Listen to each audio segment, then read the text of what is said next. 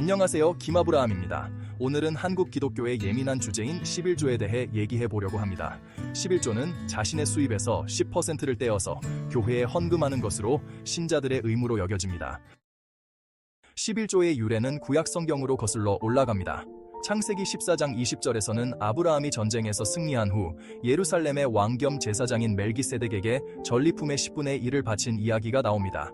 또한 민수기 18장 21절에서는 내가 이스라엘 자손의 11조를 레위 자손에게 기업으로 다 주었나니 그들이 하는 일, 곧 회막에서 하는 일을 갚음이라고 명시되어 있습니다.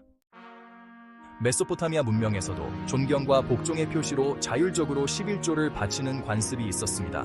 그러나 오늘날의 현금 11조와는 차이가 있었습니다.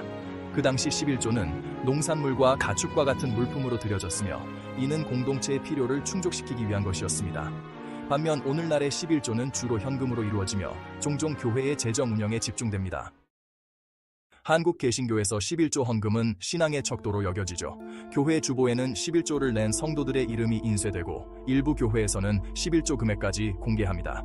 형편이 어려워 11조를 못 내는 성도들은 죄책감에 사로잡히거나 슬그머니 교회를 포기하기도 합니다.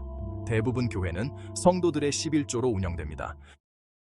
한국 교회는 세계 유일의 11조 왕국입니다.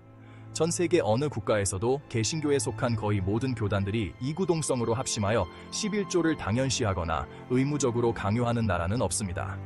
목사들은 교회의 왕으로, 성도들은 11조의 노예로 전락했습니다. 목사들은 11조를 내면 부자가 되고 복을 받는데 11조를 내지 않으면 벌 받고 지옥 간다고 대놓고 이야기합니다. 정말 희한한 점은 툭하면 아주 사소한 이유로도 서로 쉽게 갈라서며 교단 분열을 밥 먹듯이 하던 한국의 교회들이 성경적 근거가 매우 취약한 11조는 거의 만장일치로 지지하고 있다는 점입니다. 중세시대 교회가 돈을 주고 팔던 면죄부를 한국에서는 11조가 대신하고 있습니다.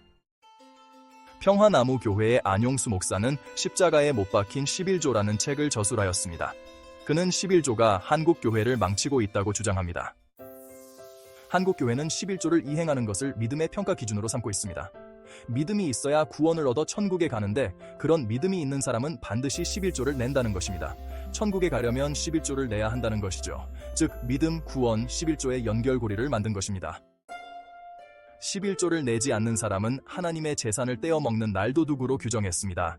11조를 하나님에 대한 충성의 기준으로 삼아 장로 안수집사 권사가 되려면 11조를 일정 금액 이상 내야 합니다. 11조를 내는 행위는 아름다운 것이라며 명단과 금액을 공개하는 문화를 만들었죠. 가난해서 소액을 내거나 아예 내지 못하는 사람은 교회당 문 밖의 사람으로 취급합니다. 물론 11조 헌금을 어디에 어떻게 사용하는지도 전혀 공개하지 않습니다. 11조 헌금에 대한 성서적 접근은 한국 교회 안에서 꺼려하는 주제이며 매우 민감한 사안이 되어버렸습니다. 기독교에 있어 주일성수와 11조 헌금은 가장 중요하게 가르치는 교리입니다. 그런데 기독교 언론에서조차 주일 예배를 한번 빠지면 그런 대로 지나가지만 만일 11조 헌금을 하지 않으면 온갖 저주를 퍼붓기도 한다라고 자성의 목소리를 높이고 있습니다. 그렇다면 진정한 헌금은 어떠해야 할까요? 성경은 헌금을 자발적이고 기쁨으로 드리는 행위로 설명합니다. 고린도후서 9장 7절에 이렇게 나와 있습니다. 각각 그 마음에 정한 대로 할 것이요 인색함으로나 억지로 하지 말지니 하나님은 즐겨내는 자를 사랑하시느니라. 진정한 헌금은 강제적이거나 부담을 주는 것이 아니라 자발적이고 기쁜 마음으로 드리는 것이어야 합니다. 이렇게 자발적인 헌금 문화로 전환된 교회는 보다 투명하고 신뢰받는 공동체로 성장할 것입니다. 교회 재정의 사용처를 명확히 공개하고 헌금이 어떻게 사용되는지 투명하게 보고하는 시스템을 도입하면 많은 성도들의 신뢰를 얻을 수 있을 것입니다. 또한 헌금이 교회 운영뿐만 아니라 지역사회의 고통받는 이웃을 돕는 데 사용된다면 교회는 진정한 사랑과 나눔을 실천하는 공동체로 자리 잡을 것입니다. 예수님께서 말씀하신 대로 네 이웃을 네 자신과 같이 사랑하라 하는 가르침을 실천하는 교회가 될 수 있습니다. 한국 기독교가 스스로를 돌아보고 새로워지기를 바라는 진심 어린 마음입니다. 사랑과 은혜가 충만하신 하나님은 돈이나 뇌물을 필요로 하지 않으십니다.